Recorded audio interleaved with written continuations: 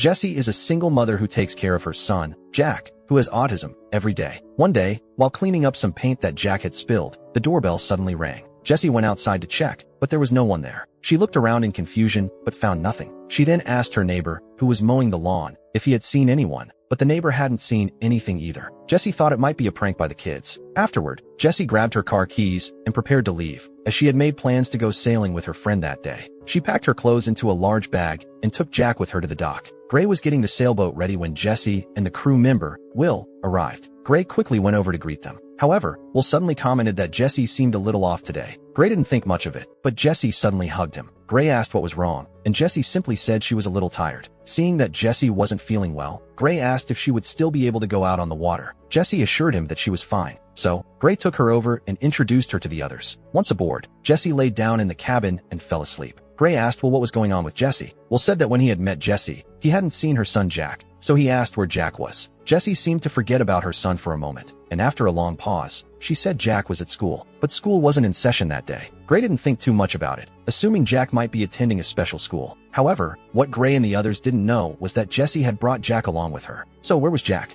At that moment, Jessie woke up and went out onto the deck. Gray began to teach her how to drive the yacht, but soon after, Will noticed that the wind had suddenly stopped. The yacht was now stationary on the calm sea. In front of them, a terrifying black cloud appeared, rapidly approaching with lightning. Gray realized the danger ahead and quickly used the radio to call the nearby Coast Guard. The response came back that everything was normal. Before the conversation could continue, the signal was abruptly lost. Then, a strange distress signal came through the radio.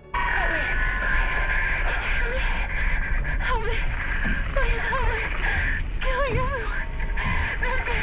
They're all dead! Gray asked where the sender was, but the signal was cut off. It turned out that the storm had arrived. Everyone hurried to take shelter inside the cabin. As the storm intensified, a massive wave suddenly submerged the yacht. When the storm passed, the yacht had capsized in the sea. The group quickly swam to the back of the yacht to take shelter, but they soon realized one person was missing. They knew that person might have been lost in the storm. As everyone sat there in despair, Jessie suddenly spotted a cruise ship coming toward them in the distance. They shouted for help, but the people on the ship seemed to have no reaction. When the cruise ship got closer, they managed to grab the lifeline and board the ship. However, Jessie's expression seemed strange. After Gray called to her several times, she finally jumped aboard. But once they were on the ship, something eerie happened. It seemed to be completely deserted. The group quickly searched the ship, but found no one. As they stood there, confused, Jessie suddenly said that it felt like she had been there before. I feel like I know this place.